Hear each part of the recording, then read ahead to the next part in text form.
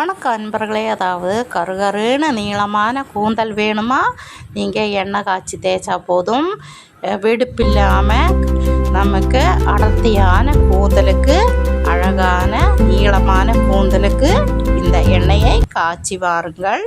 அதாவது முருங்கைக்கீரை, முருங்கைப்பூ, 5 இதழ் செம்பருத்தி, அதாவது சிகப்பு செம்பருத்தி, நெல்லிக்காய், மருதாணி இலை சேர்த்து நீங்கள் எண்ணெயை காய்ச்சி வந்தால் வெடிப்பில்லாத இதே போல் நீளமான கூந்தல், அடர்த்தியான கூந்தல் நமக்கு கிடைக்கும்.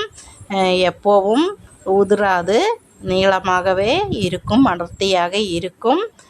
நைட்டு தேய்ச்சி விட்டு காலையில் கழுகினா போதும். செம்பருத்தி, முருங்கைக்கீரை, முருங்கை இலை, நெல்லிக்காய், மருதாணி இலை, வெந்தயம் எல்லாம் சேர்த்து காய்ச்சினா போதும். வேறு ஒன்றும் பிரச்சனை இல்லை. அவ்வளவுதான். ஒரு கடாய் வச்சு எண்ணெயை முருங்கைக்கீரை, செம்பருத்தி இலை, நெல்லிக்காய், வெந்தயம், மருதாணி இலை எல்லாம் சேர்த்து கொதிக்க வைத்தால் போதும்.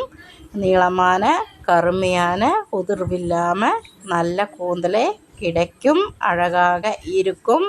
ட்ரை பண்ணி